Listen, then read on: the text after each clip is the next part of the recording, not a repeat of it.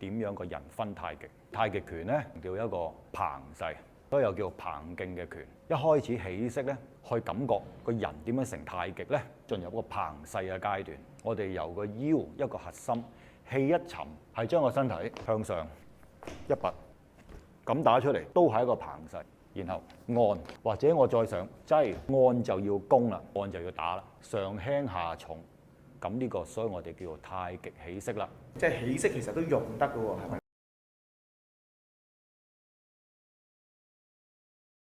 首先太極拳咧，我哋強調第一個掤勢啊，所以又叫掤勁嘅拳。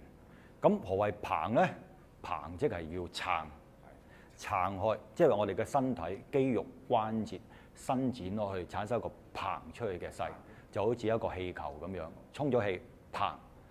咁所以咧，我哋一開始起式咧，就係點樣進入一個掤勢嘅階段。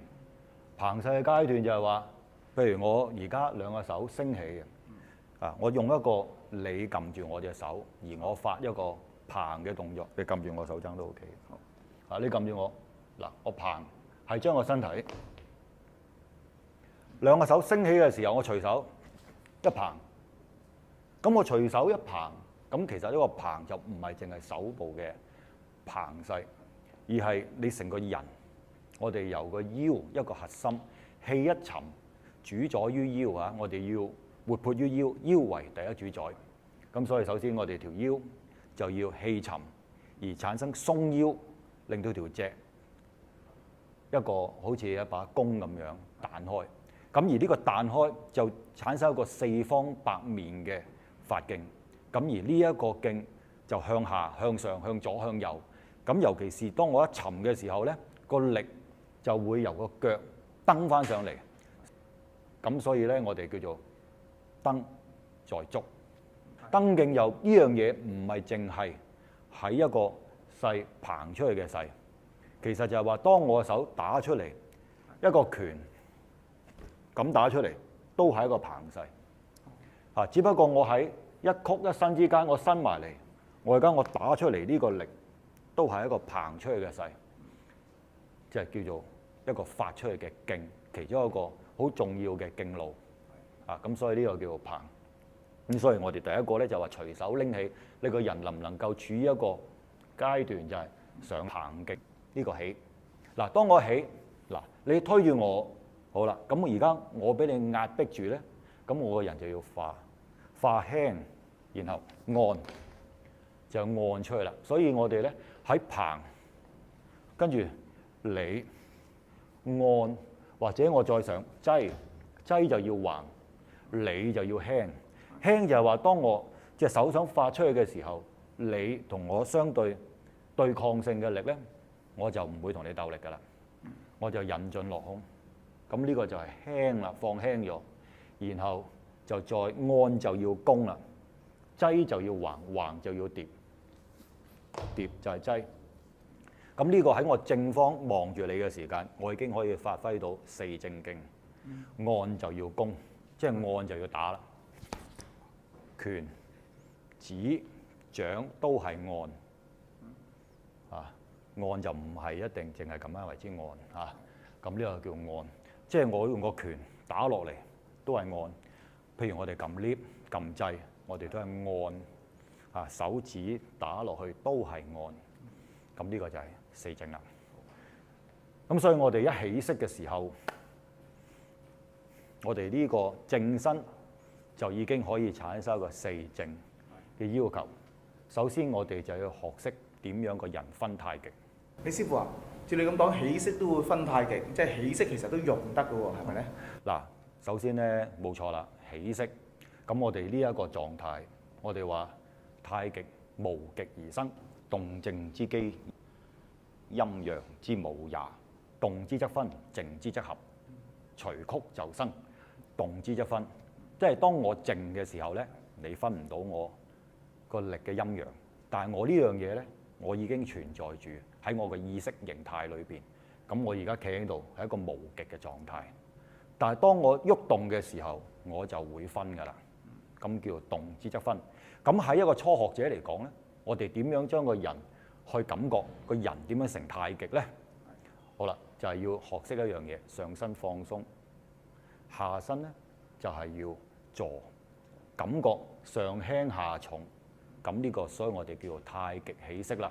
即係我哋成日會喺打太極之前，我哋會做一個咁嘅動作，咁嘅動作。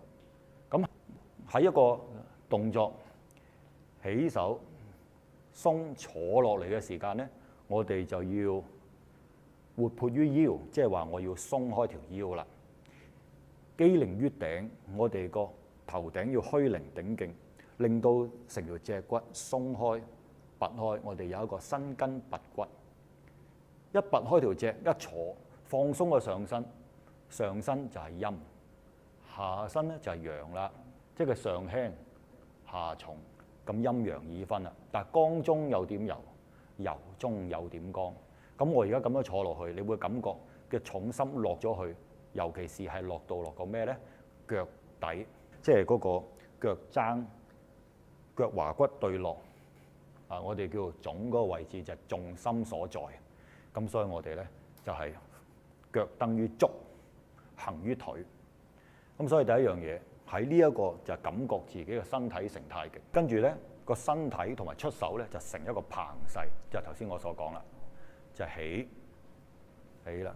咁起咧就係感覺一樣嘢，其實就好似一個槓桿原理咁樣，即係一個槓桿原理，就係當我個身體放鬆下沉、肩向下沉嘅時候咧，咁然後將個重心放下就起咯喎。當你撳我，咁我呢個位，咁咪產生嘅叫地起力。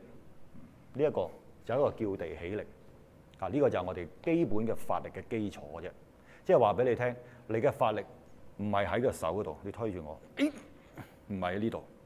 你嘅發力係要識得落條腰為主宰。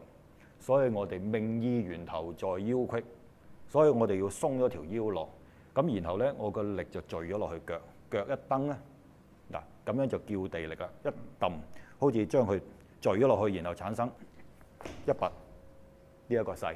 咁而呢個勢咧就係為我哋發力嘅基礎，即係話我打一拳出去，我打一個直錘出去，我都係用緊呢個發力基礎，即係話我係咁打出去。